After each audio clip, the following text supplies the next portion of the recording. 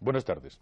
El viernes 25 de abril de 1980 es una fecha para recordar en anuarios, crónicas de historia contemporánea, libros o ficheros. Viernes 25 de abril, el presidente de los Estados Unidos, Carter, ordena la cancelación inmediata de la operación Libertad a los rehenes. Viernes 25 de abril, Alejo Carpentier, 76 años, cubano, diplomático y sobre todo escritor, muere en París. Viernes 25 de abril, un avión de la compañía británica Dan Air se estrella a 12 kilómetros del aeropuerto tinerfeño de Los Rodeos. Todas las versiones califican este hecho de inexplicable. Un dramático balance de 146 muertos puede resumir la dimensión del accidente, ocurrido exactamente 3 años y un mes después del choque de dos Boeing 747 en el aeropuerto de Los Rodeos. Viernes 25 de abril, una fecha para recordar dentro de estos 7 días.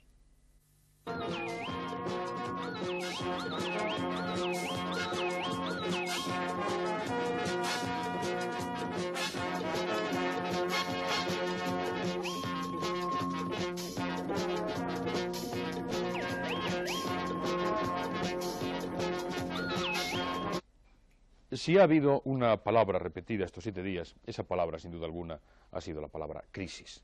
El presidente del Gobierno matizaba, sin embargo, el pasado jueves en el Congreso de los Diputados que no era correcto hablar de crisis y que él personalmente entendía que era mucho más exacto hablar de remodelación. Adolfo Suárez dijo a los informadores que no había fecha fija, que se tomaría el tiempo que fuera preciso y que antes de tomar una decisión definitiva consultaría con la Comisión Permanente de Unión de Centro Democrático, que para el presidente del Gobierno tiene el derecho y el deber de pronunciarse.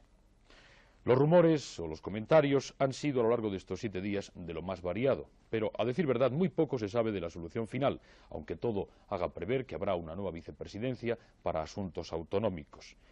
Lo demás, tensiones en el partido del Gobierno, remodelación, bien sea grande o bien sea media, forman parte de un estado de opinión tan solo en parte confirmado. El presidente del Gobierno era, por otra parte, recibido por 2 veces a lo largo de esta semana por Su Majestad el Rey Don Juan Carlos. Adolfo Suárez manifestaba que estas reuniones con el jefe del Estado son normales y que entran dentro de las que habitualmente se celebran. Con independencia de ello, hay que incluir la audiencia que don Juan Carlos concedió el jueves por la mañana al secretario general del Partido Socialista Obrero Español, Felipe González. La audiencia duró aproximadamente 1h15 y, según manifestó el secretario general socialista, el rey escuchó atentamente la postura del primer partido de la oposición ante las autonomías, la política internacional de España y la crisis económica.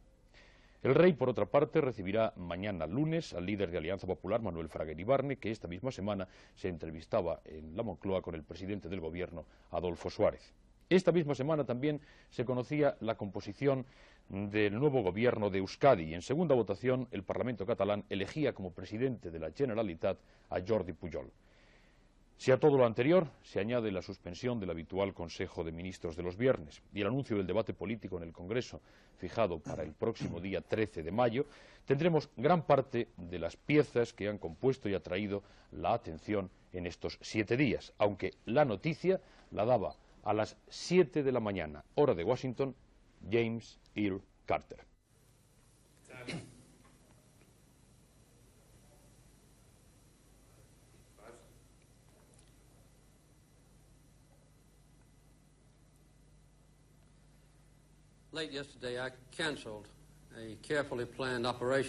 A última hora de ayer suspendí una operación que había sido proyectada cuidadosamente y que ya estaba en marcha en Irán, donde estábamos situando los equipos de rescate de los rehenes norteamericanos retenidos en Teherán desde el 4 de noviembre.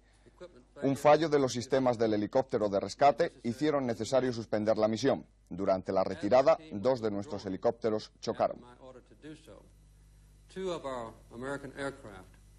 Collided on the ground following a refueling operation in a remote desert location in Iran. A consecuencia del choque murieron los 8 tripulantes de los helicópteros. La misión rescate había fracasado. Con el aspecto cansado y con el tono de voz inseguro que han visto ustedes en sus pantallas, Carter aseguró al pueblo norteamericano que la operación para que una fuerza especial liberara a los rehenes estadounidenses en Irán había sido cuidadosamente planificada, que los voluntarios que participaban en ella fueron intensamente entrenados y que la operación había sido ensayada repetidas veces. Carter dijo que eligió el momento de actuar cuando ya no quedaban otras vías. that the Iranian authorities could not or would not resolve this crisis. Ante la evidente falta de autoridad en Irán y los crecientes peligros que se planteaban para la seguridad de los rehenes y la creciente evidencia de que su pronta liberación no es probable, adopté mi decisión.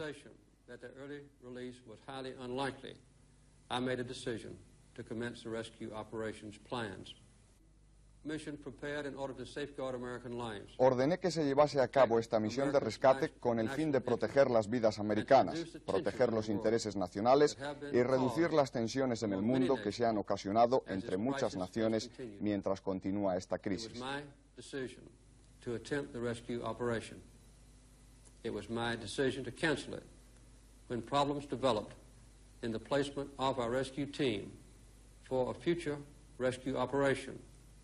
Según fuentes de la Casa Blanca, los heridos y los muertos en el accidente de los helicópteros que chocaron en Irán fueron evacuados todos. Las mismas fuentes aseguran que el fallo que motivó la suspensión de la operación se debió a una tormenta de arena. En el momento en el que hemos redactado esta información, esto es todo lo que se sabía de las dificultades que indujeron a suspender la operación rescate. La reacción en Irán ha sido de condena. En la mañana del viernes, los revolucionarios islámicos anunciaron que acabarían con la vida de los rehenes.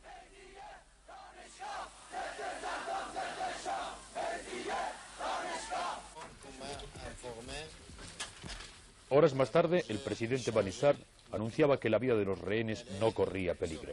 Dijo también que los helicópteros habían sido derribados por la aviación iraní y que un grupo de comandos norteamericanos de la operación de rescate estaban rodeados.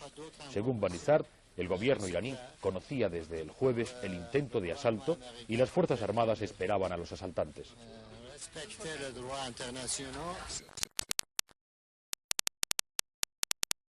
El soviético Andrei Gromyko recibió la noticia en París. Gromyko declaró que la URSS se opone resueltamente a cualquier acción militar en Irán. La agencia soviética de noticias TASS ha divulgado el fracaso del rescate, diciendo que la Casa Blanca toma una medida descabellada tras otra, atropellando las normas del derecho internacional y emprendiendo una aventura bélica muy peligrosa. El secretario de Defensa norteamericano, Brown, en una multitudinaria rueda de prensa, ampliaba por la tarde algunos detalles de la expedición, pero manteniéndose básicamente en los términos expresados por el presidente y guardando reserva en los últimos detalles.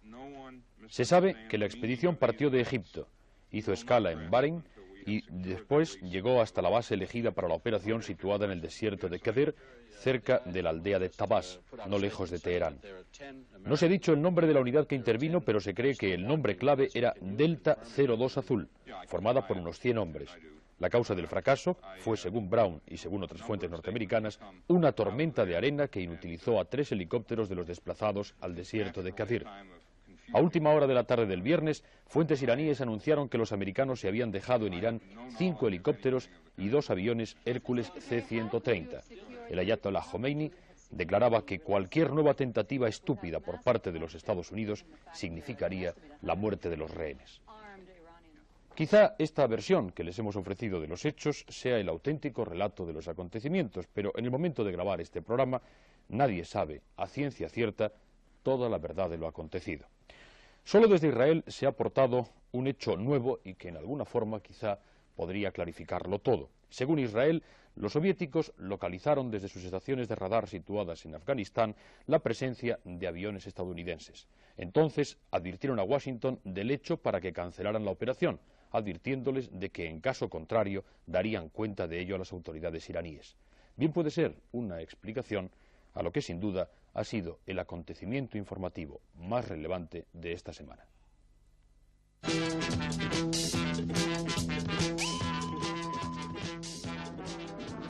Estos días en Baleares se está hablando de las flamantes instalaciones de saneamiento y depuración de las aguas residuales de Mahón que han comenzado a funcionar en periodo de prueba.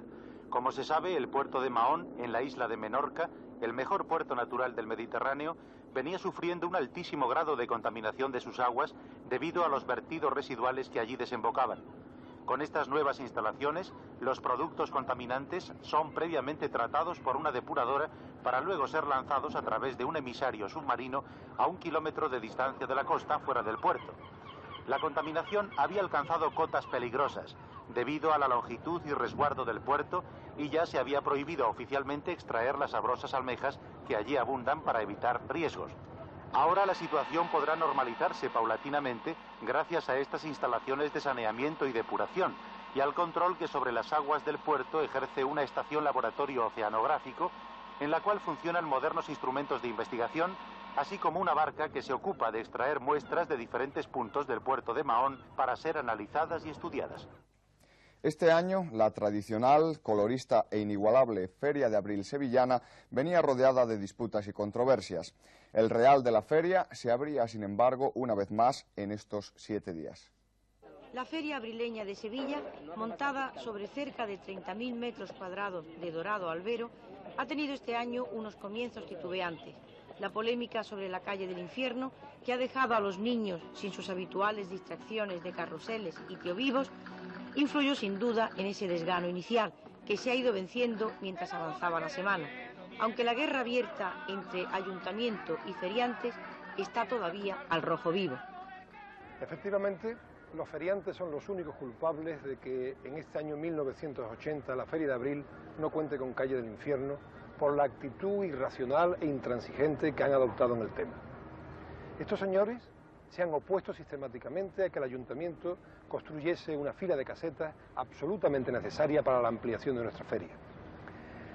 Por nuestra parte, hemos hecho todos los esfuerzos por resolver los problemas que ellos tenían, hasta el punto de retirar verdaderas toneladas de escombros para que contaran no solamente con la misma, sino con más superficie que en el 79. Sin embargo, finalmente han exigido que el ayuntamiento les cobrase solo la cantidad de 17 millones de pesetas por su instalación, es decir, menos de la tercera parte de lo cobrado el pasado año 1980. Está claro que ningún sevillano podría perdonar al ayuntamiento que hubiera claudicado ante esta actitud, ante esta presión de los feriantes. En principio, lamentar sinceramente todo lo que ha sucedido, puesto que consideramos que hemos hecho un grave perjuicio a Sevilla y a España entera. Nos consideramos culpables hasta cierto punto nada más. Consideramos que el verdadero culpable de todo esto ha sido el ayuntamiento, que no ha sabido, no ha podido o no ha querido hacer la calle del infierno. Nos ha puesto trabas constantemente y nosotros hemos procurado por todos los medios salvarlas. En cuanto a lo que el señor alcalde dice de los 17,5 millones, tenemos que lamentar, tener que decirle que no es cierto. Nunca hemos ofrecido dinero, nunca hemos querido cogerlo por el precio de tasación. Hemos tenido 6 oportunidades durante la subasta y no las hemos aceptado. Hemos defendido unos derechos de principio, hemos defendido la feria en plural y no nos hemos puesto en la calle de Sevilla lamentándolo sinceramente y lamentándolo mucho, y pedimos perdón a todos los niños de España que son los verdaderamente perjudicados. Por la noche es sin duda cuando el ferial alcanza su mayor animación. Durante el día pasa por pausas de sosiego porque la gente tiene que tomarse sus horas de descanso. Pero cuando se encienden las 30.000 bombillas y se teje el techo de luz de la feria, las casetas, más de 800, entre particulares, entidades, casas regionales y las populares y gratuitas instaladas por el ayuntamiento, se animan al máximo. Y el alegre torbellino de las sevillanas convoca con su ritmo lo mismo al utópico señorito que al más humilde de los ciudadanos. No parece que funcionó muy bien, al menos en los primeros días, el servicio de limpieza. En cambio, el despliegue de vigilancia fue suficiente para ahuyentar a las bandas que en la primera noche se dedicaron a desvalijar a mansalva los coches aparcados. Este es el 7º año que la feria se instala en Los Remedios. Hasta 1973 estuvo en el Prado. La Feria de Sevilla, como mercado ganadero, se inició en 1947, arrebatando la primacía a la de Mairena del Alcor, un pueblecito situado a 2 pasos de la capital y que tenía entonces la feria más concurrida de toda Andalucía la Baja.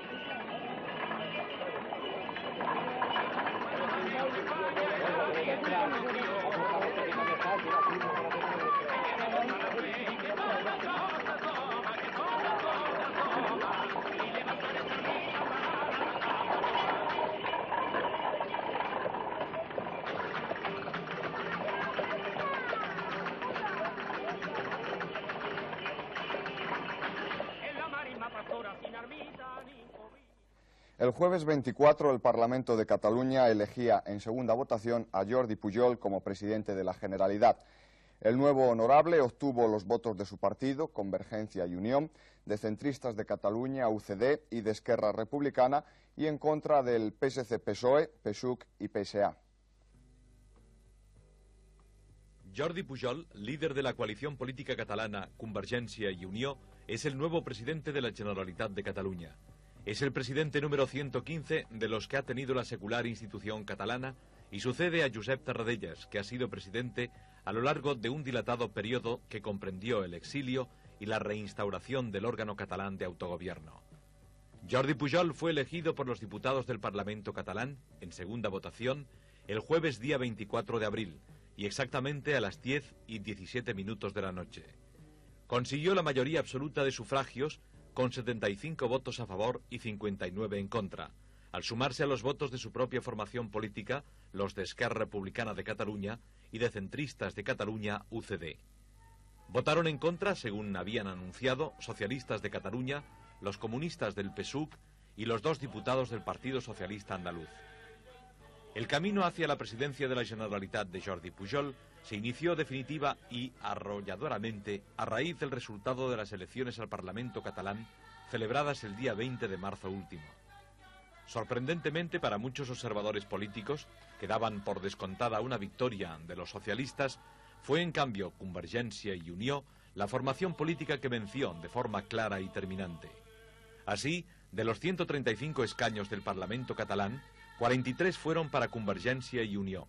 Los socialistas del PSC-PSOE se quedaron con 33 escaños. Los comunistas del PSUC con 25. Centristas de Cataluña UCD con 18. El histórico partido Esquerra Republicana de Cataluña con 14. Y finalmente el Partido Socialista Andaluz con 2 escaños. Esta composición de la Cámara Legislativa catalana, encargada de la elección, de entre sus propios componentes, del presidente de la Generalitat, dejó claramente establecida, sin embargo, la necesidad de pactos, pues ninguna fuerza política por sí sola podría gobernar en solitario. Jordi Pujol intentó pactar con los socialistas, pero estos se negaron y anunciaron que en el Parlamento se situarían en la oposición. El PSUC preconizaba un gobierno de unidad catalana, lo que significaba la presencia de hombres suyos en el mismo, pero Jordi Pujol había prometido a sus electores que jamás pactaría con los comunistas. En cambio, el ideario nacionalista y progresista de izquierda no marxista de Esquerra Republicana de Cataluña era y es realmente muy próximo al de Convergència i Unió, por lo que el apoyo de Esquerra a Pujol se apreciaba como muy viable. Así ha sido, y si en la primera votación para la presidencia de la Generalitat la Esquerra se abstuvo, en una postura testimonial que quería significar que su apoyo no sería incondicional, en la segunda ronda aportó sus votos para la investidura del líder de Convergència i Unió. Igual hicieron los centristas, capitaneados por Antón Cañellas, y así con los votos de Convergència, de la Esquerra y de los centristas, Jordi Pujol ha salido elegido presidente de la Generalitat.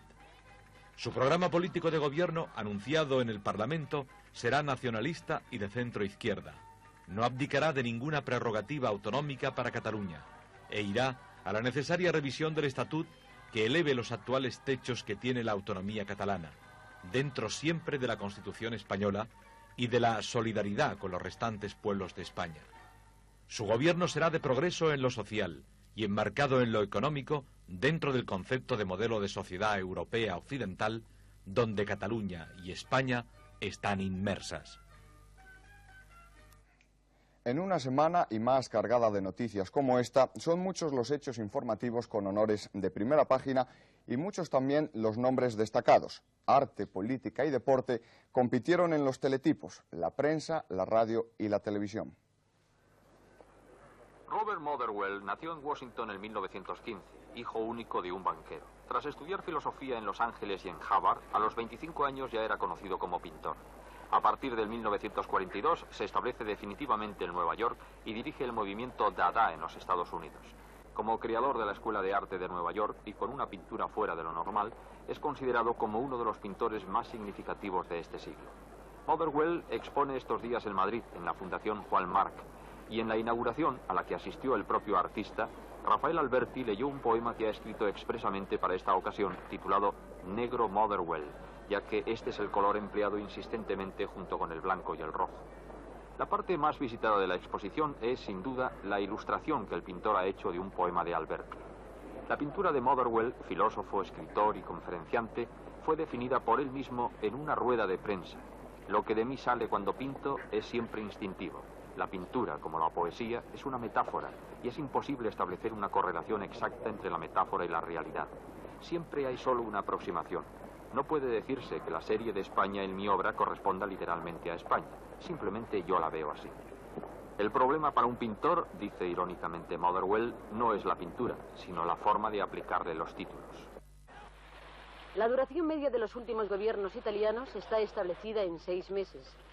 El propio primer ministro, nacido hace 52 años en Sassari, fue relevado como encargado de la cartera de Administración Pública y dimitió de la del Interior tras el asesinato de Aldo Moro.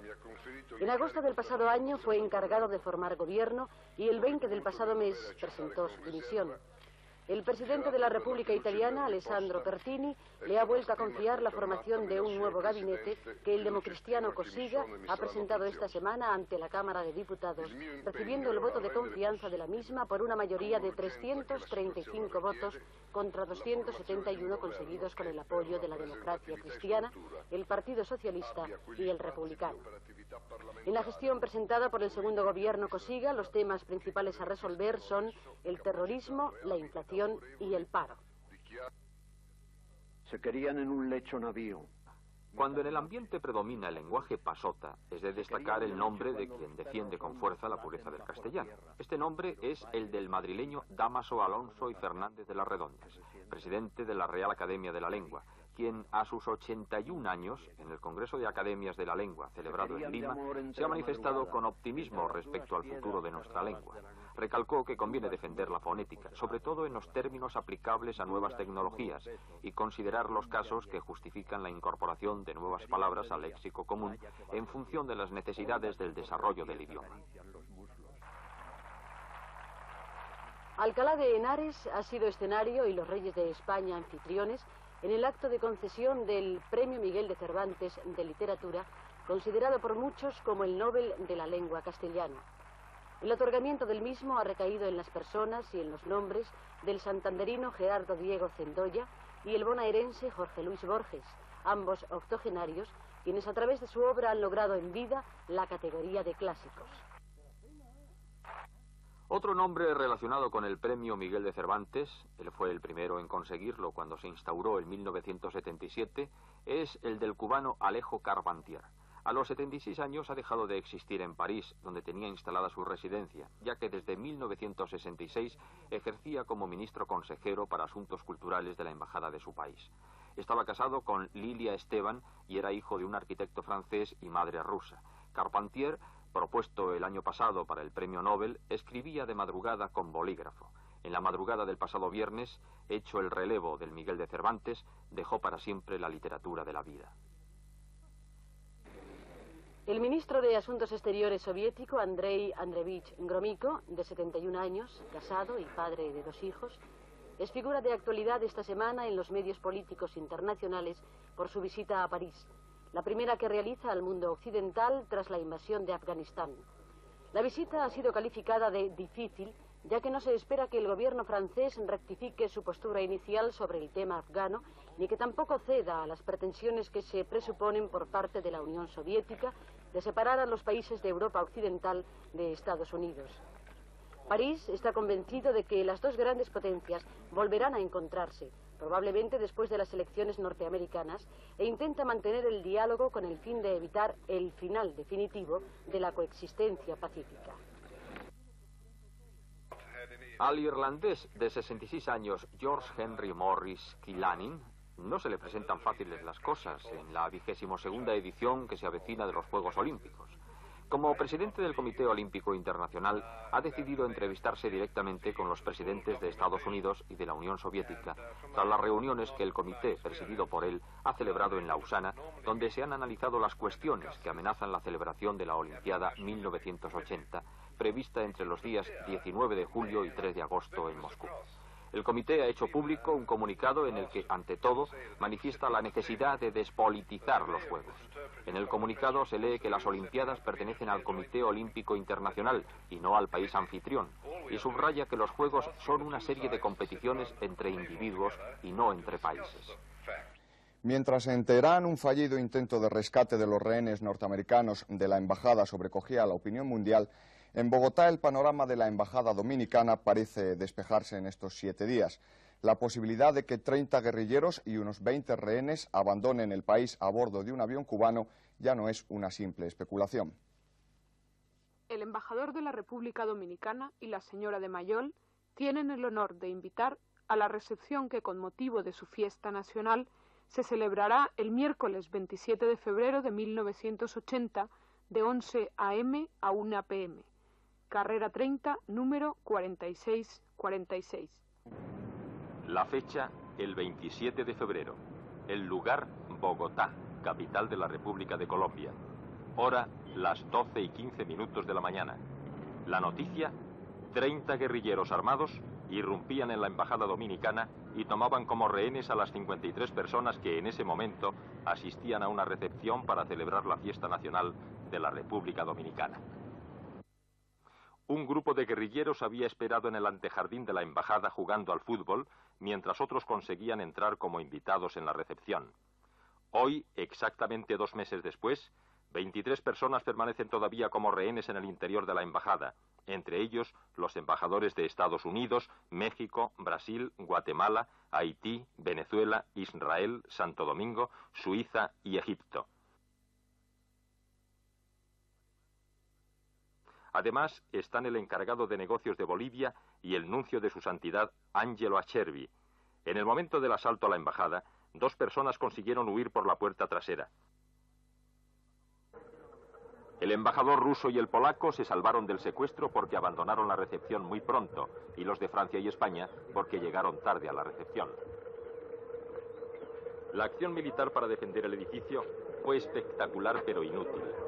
Oficialmente no se sabe cuántos miembros de las fuerzas de seguridad resultaron heridos en el tiroteo inicial, ni si alguno perdió la vida. Lo que sí se sabe es que un guerrillero y un chico que pasaba por allí por casualidad resultaron muertos. En el interior hubo 3 heridos, una guerrillera, el cónsul de Perú, Alfredo Tejeda, y el cónsul honorario del Paraguay, que ya ha sido liberado.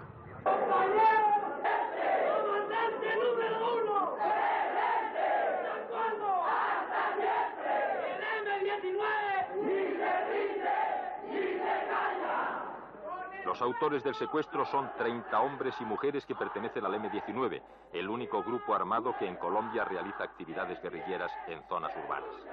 Los componentes de este grupo salieron de las filas de la ANAPO, partido fundado por el expresidente Gustavo Rojas Pinilla, protagonista de la última dictadura militar que vivió Colombia a finales de los años 50 y posteriormente candidato a la presidencia.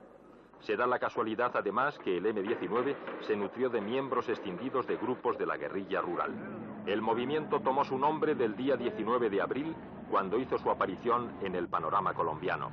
La primera acción del grupo aquel día fue robar la espada de Simón Bolívar, símbolo para ellos del pueblo colombiano y de la lucha por la libertad. El robo de la espada sorprendió entonces a todas las corrientes de opinión del país. Las primeras horas del asalto fueron de confusión.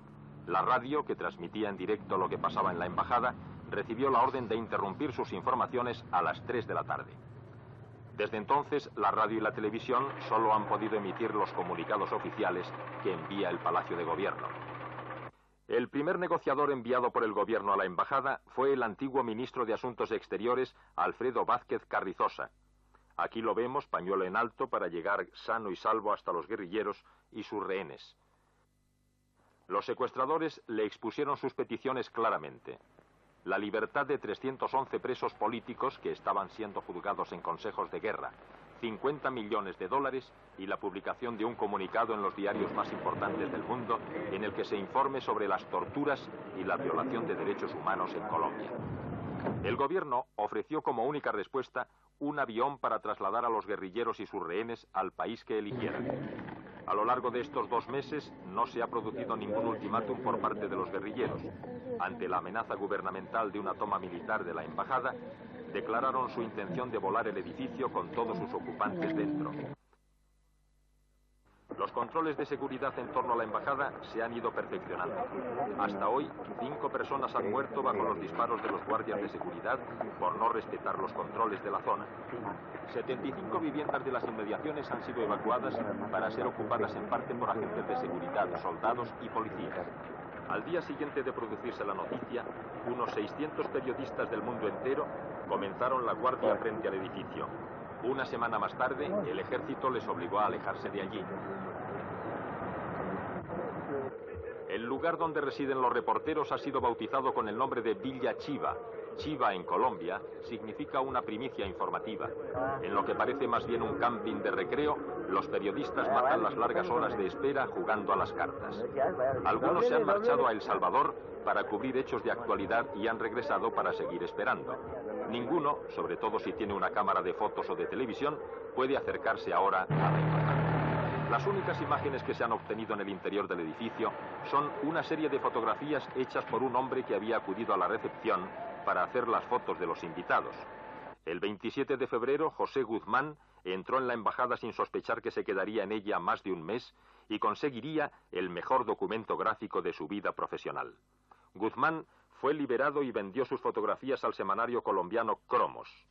Gracias a las fotos de Guzmán y de Cromos, hemos podido saber que en el interior de la embajada la convivencia es casi normal. Las tareas domésticas se han repartido entre todos. Al embajador norteamericano, Diego Asensio, le toca fregar los cacharros después de las comidas y al nuncio del Vaticano pasar la fregona. Una vez por día y 2 veces los domingos, Monseñor Acerbi celebra misa.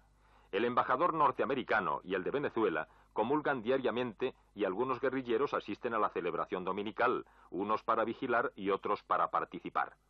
Los juegos más populares en la embajada son el dominó y el ajedrez. El embajador suizo dedica todo su tiempo a dialogar con el tablero blanco y negro. El embajador de Venezuela, que ha perdido muchos kilos, da charlas sobre derecho internacional. El libro que más se ha leído en el cautiverio es 100 años de soledad. Y la comida sobra todos los días porque la Cruz Roja lleva provisiones regularmente. El baño se toma en la embajada por turno riguroso, una ducha cada 3 días. El cautiverio de 2 meses ha dado oportunidad de celebrar 6 cumpleaños, los de 3 guerrilleros, del embajador de Venezuela, el del cónsul de Guatemala y el del autor de estas fotografías. Los momentos de tensión se han producido cuando se han oído disparos en el exterior y ante un intento de huelga de hambre de los rehenes. A lo largo de 2 meses ha habido una larga serie de conversaciones. Hasta el momento ninguna de las partes ha cedido en sus posturas, pero se cree que los guerrilleros estarían dispuestos a reducir su lista de presos a liberar y que el gobierno, que está agilizando los consejos de guerra pendientes, podría pasar a los acusados del M-19 a la jurisdicción civil. Tras la cortina del salón, los rehenes han observado la marcha de las negociaciones. En este momento, 472 personas están siendo juzgadas en Colombia en consejos de guerra, acusadas de actividades subversivas. Pertenecen al M-19 y a otros grupos guerrilleros y políticos. Desde que en enero de 1979 el M-19 robara un arsenal de armas del ejército en una espectacular operación, en Colombia se inició una gigantesca operación militar y policial para desarticular al grupo guerrillero. A raíz de este hecho, y según fuentes no oficiales, en Colombia hay unos 4.000 presos políticos detenidos gracias a los poderes especiales que el Estatuto de Seguridad concede a las autoridades. Los consejos de guerra fueron denunciados por juristas colombianos como inconstitucionales y tuvieron que ser suspendidos cuando se descubrió que muchos acusados no tenían abogado defensor. En enero de 1980, una comisión de Amnistía Internacional visitó las cárceles colombianas, invitada por el presidente Turbay Ayala. Según se supo luego, la invitación causó gran malestar en ciertos sectores del ejército colombiano. El presidente había declarado que en su país no había más presos políticos que él mismo. Los militares, encabezados por el general Camacho Leiva, han presionado fuertemente al presidente en el tema de la embajada y se ha hablado incluso de amenazas de un golpe militar contra Turbay si el presidente libera a uno solo de los presos que controla la justicia militar. Sin embargo, públicamente, a mediados de marzo, las Fuerzas Armadas apoyaron la gestión del presidente en el tema de la embajada. Poco a poco se han ido liberando secuestrados de la embajada. Primero salieron todas las mujeres, después diplomáticos y personal ajeno a las pretensiones de los guerrilleros. El embajador de Uruguay fue el único que consiguió salir por su cuenta y riesgo, saltando por una ventana. Mientras los rehenes permanecían en la embajada, en el país se celebraban el 9 de marzo elecciones parciales en las que casi el 80% de los electores colombianos no acudió a votar. La abstención y el estado de sitio son dos constantes de la vida política en Colombia desde hace más de un decenio. En el momento de grabar esta información, dos noticias sorprendían a la opinión colombiana. Por una parte, un coronel fiscal del ejército declaraba ante funcionarios de la OEA, que investigan la posible violación de derechos humanos en Colombia, que las torturas deben investigarse y castigarse. Y en la embajada, el jueves en la noche, el embajador cubano mantenía una larga conversación con los guerrilleros en el interior del edificio. Se asegura que los secuestradores y sus rehenes partirán hacia Cuba este fin de semana, posiblemente en tránsito hacia un país europeo.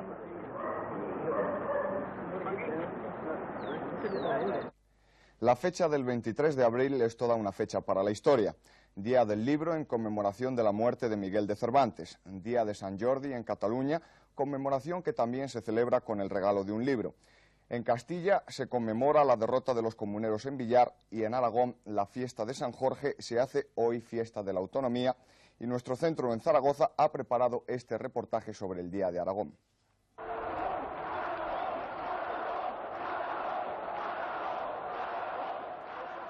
A lo largo de la semana, la autonomía de Aragón ha vuelto al primer plano de la actualidad con motivo de la festividad de San Jorge, Día de Aragón, que en esta ocasión se ha celebrado entre la esperanza y la reivindicación, entre la alegría de la fiesta popular y la desilusión de una autonomía que no termina de consolidarse. Estas imágenes pertenecientes a la manifestación de 1978, en la que unitariamente los aragoneses se pronunciaron en favor de la autonomía en busca de su perdida identidad, son ya simplemente historia y muchos dudan que se puedan repetir. En estos momentos las fuerzas políticas se han dividido, cada cual tiene su propia interpretación y la mayor parte de los aragoneses asisten escépticos al espectáculo. Hace 2 años, la manifestación del 23 de abril agrupó a más de 100.000 personas. En esta ocasión el número se había reducido a 25.000 bajo la convocatoria de los partidos de izquierdas.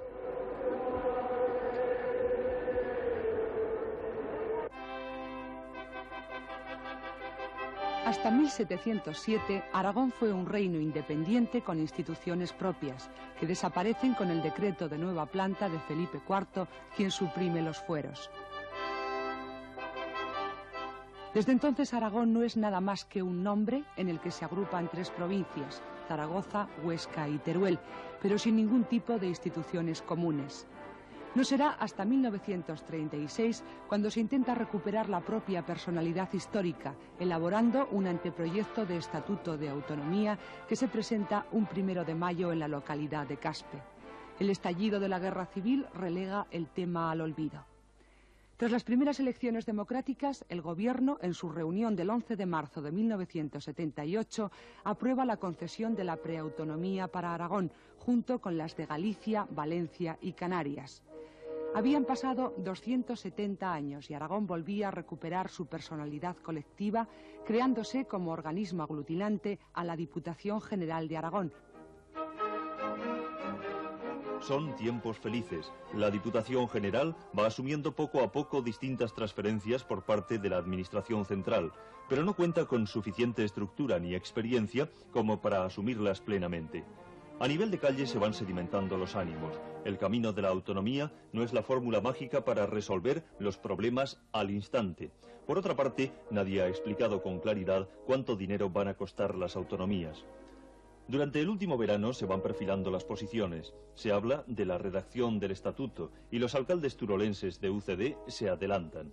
En la localidad de Montalbán solicitan una representación igualitaria de las 3 provincias en los futuros órganos autonómicos. El PSOE se opone, manteniendo criterios de proporcionalidad de población. Se abre la discusión. Cada uno de los partidos mayoritarios arrima su postura a la fórmula que más le favorece. UCD igualitaria, porque tiene fuerte ventaja en Huesca y Teruel, y el PSOE por la proporcional, porque domina la capital con sus 600.000 habitantes. Esta cuestión y el giro que UCD dio al tema de las autonomías, encauzándolas por el artículo 143, determinó que se dividieran las opiniones. Los ayuntamientos aragoneses son partidarios de la autonomía y en este sentido se han pronunciado 666 municipios de toda la región que representan casi el 90% del territorio aragonés, tanto por su número como por el censo de sus habitantes. Pero estas adhesiones están divididas casi al 50% entre los partidarios del artículo 151 y los del 143. En este clima, mientras el PSOE había retirado a sus representantes en la Diputación General, afirmando que legalmente no existe al no haber conseguido mayoría absoluta en favor de una de las dos vías autonómicas, según marca la ley de referéndum, el presidente Bolea Foradada entregaba oficialmente al Gobierno, representado por el ministro de Administración Territorial, Antonio Fontán, la documentación de los 666 municipios aragoneses que solicitan autonomía para Aragón, sosteniendo el principio de que quienes piden la autonomía máxima del artículo 151 están pidiendo también lo menos, que en este caso sería la vía del 143.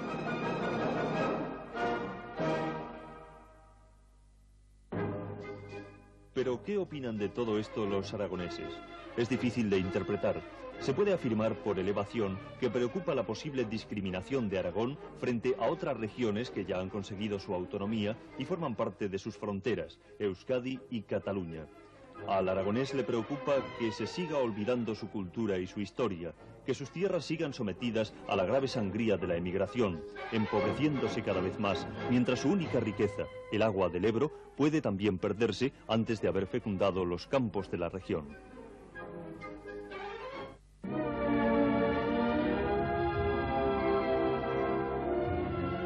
Aragón tiene una extensión algo superior a los 47.000 kilómetros cuadrados, lo que representa el 9% del territorio español. Sin embargo, la población ha ido disminuyendo a lo largo del último siglo, suponiendo solamente el 3% del total nacional, con cerca del 1.200.000 personas. En la capital se concentra más del 50% de los aragoneses, si bien hay que tener en cuenta que 1 de cada 4 vecinos de Zaragoza no ha nacido en ella y 2 de cada 12 personas no son aragoneses, sino trabajadores llegados de otras regiones atraídas por la expansión económica de la capital durante el quinquenio 60-65. Huesca Capital mantiene con signos positivos su saldo de población, habiendo rebasado los 35.000 habitantes, mientras Teruel se va debilitando, habiendo descendido de la cota de los 20.000. Por otro lado, solo quedan 8 localidades con más de 10.000 habitantes: Calatayud, Egea y Tarazona en Zaragoza, Barbastro, Fraga, Jaca y Monzón en Huesca y Alcañiz en Teruel.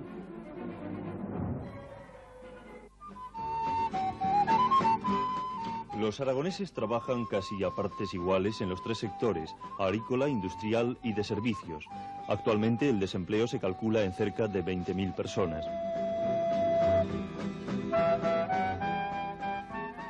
Pese al desarrollo industrial, Aragón continúa presentando una estructura marcadamente agrícola. La gran batalla de Aragón, los regadíos, se va haciendo realidad poco a poco, con una lentitud exasperante, pero que ha hecho ya posibles 300.000 hectáreas de regadío. Pequeño consuelo cuando faltan todavía más de 1 millón de hectáreas que rescatar del secano.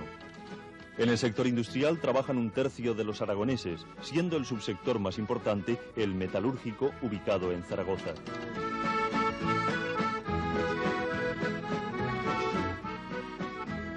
Otros aspectos importantes del Aragón de hoy y de siempre son su privilegiada situación geográfica como ruta obligada entre Madrid y Barcelona, Bilbao y Valencia.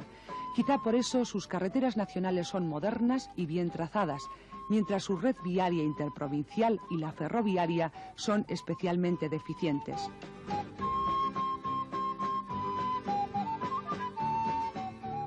La cultura, con el aquilatado prestigio de la Universidad de Zaragoza y un turismo muy localizado y especialmente dirigido al Pirineo, pueden completar este panorama de Aragón que busca en los últimos años afanosamente su identidad perdida, lejos de las etiquetas folclóricas del cachirulo y de la nobleza baturra. Por fin habrá debate, un gran debate político en el Congreso de los Diputados, al que la crisis de gobierno y, según otros sectores, una remodelación sin más, le presta todavía un mayor interés. 7 Días recogió las declaraciones en exclusiva de los principales líderes parlamentarios y del portavoz del Gobierno en este asunto. El 13 de mayo, martes, se abrirá el debate. ¿Con qué temas? Don Manuel Fraga, para Coalición Democrática, ¿cuál debería ser el sentido del debate político que se ha acordado celebrar por el Congreso el 13 de mayo? ¿Debería ser un debate que terminase con una simple moción, una moción de confianza, una moción de censura? Un debate es, por definición, un debate y, naturalmente, prejuzgar, por lo tanto, cómo determinar sin conocer los términos del debate, yo creo que no sería prudente. Yo creo que en lo que estamos de acuerdo, pienso que la mayoría de los grupos parlamentarios, y por supuesto es la posición de nuestro grupo, varias veces reiterada en estos días, es en primer lugar que estamos ante una situación política importante. Yo diría que nueva. Yo diría que la situación que se inicia en julio del 76 ha terminado de alguna manera en un largo deterioro que comienza en las elecciones municipales, que se revela en los resultados de las consultas andaluza, vasca y catalana, y ante una situación general que la abstención, que la situación general de desencanto y frustración de muchas gentes patentizan cada día y que está en los medios de información y que está, en definitiva, en la realidad social de este momento.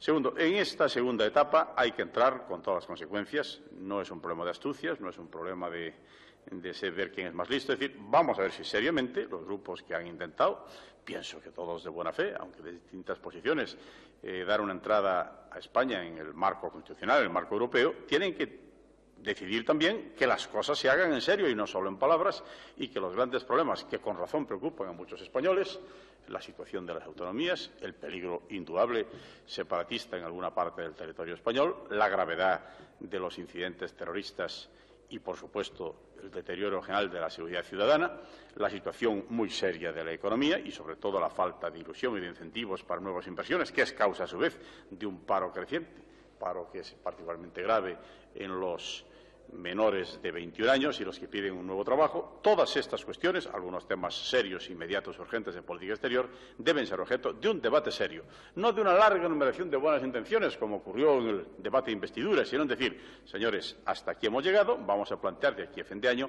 estas acciones concretas y que unos digan, esas son o bien que son otras. Eso es lo que se llama un debate, y debate, por definición, no es un cruce de monólogos con unos papeles preparados de antemano, que se cruzan hasta cierto punto y que no entran a fondo en las cuestiones. Es yendo al bulto, es, en definitiva, con réplicas, dúplicas, lo que se llama un debate parlamentario. Justamente el que tan tarde tengamos que descubrir que eso es para lo que sirve el Parlamento, y si no, no sirve para nada y no hay régimen parlamentario, ya en sí mismo es un dato enormemente interesante. Bien, eso es lo que nuestro grupo postula. Y, por lo tanto, no se puede hablar de un día. No creo yo que martes y 13, a mí personalmente no me dicen nada de esas fechas, pero en fin, martes 13 y miércoles 14, jueves 15, estamos ante un tema de mayor importancia, que su importancia es no solo para las soluciones del momento inmediato, sino para el futuro mismo de las instituciones constitucionales y parlamentarias, y por lo mismo que la preparación de ese debate es fundamental, de que el mismo se haga con arreglo a lo que es el principio mismo de la publicidad parlamentaria, es decir, que radio y televisión lo hagan conocer a todo el país, a ser posible en directo y, por supuesto, con todos sus datos y con todas sus consecuencias. Se dice que los temas claves que deberían discutirse o deberían tratarse en el pleno que el Congreso celebrará, según ha acordado, el próximo 13 de mayo, con intervención del presidente del Gobierno, señor Suárez, en un gran debate político, deberían ser el examen de la política de autonomías, el estudio de la política exterior y la crisis económica. ¿Está de acuerdo el Partido Comunista de España, señor Carrillo, en que estos sean los temas principales de debate? En primer lugar, nos alegramos de que, por fin, aunque haya habido que arrancarlo con forces, haya un debate político con la presencia del jefe del Gobierno en el Parlamento. Aunque hay que decir que para los supersticiosos ha escogido una mala fecha, el martes 13, no sé si le traerá fortuna la selección del día. Esos temas, los temas de política exterior, de la crisis económica y de la construcción del Estado de autonomía, son efectivamente el grueso de los problemas que se plantean hoy ante el Gobierno y ante todas las fuerzas políticas del país. Lo importante no será solamente que trate y aborde esos temas, sino cómo va a tratarlos, cómo va a abordarlos, y sobre esa base el debate político, me imagino, va a ser un debate político bastante vivo. Señor Carrillo, con la crisis de gobierno encima, ¿qué sentido debe tener un debate de estas características, un debate político en profundidad? ¿Debe acabar en moción de censura, en moción de confianza planteada por el gobierno? Bien, la crisis de gobierno, y me alegro que usted utilice esa fórmula de crisis de gobierno, porque en el fondo se trata de presentar como una simple remodelación algo que debería ser una crisis de gobierno, tendrá que tener como conclusión un voto. Un voto, yo no veo un debate en el que no se vote o en pro o en contra del gobierno. Las fórmulas que ofrece el reglamento de la Cámara no son muy fáciles, pero creo que la oposición no debe contentarse simplemente con intervenir en el debate, sino que debe encontrar una manera de manifestar por el voto su posición sobre los temas a discusión. El secretario general del Partido Socialista, don Felipe González, ha planteado ya cuáles podrían ser los temas fundamentales del debate político que el Congreso celebrará el 13 de mayo.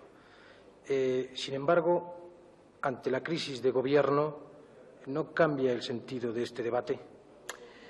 Bueno, yo diría que la crisis de gobierno ha sido acelerada por la aparición del debate.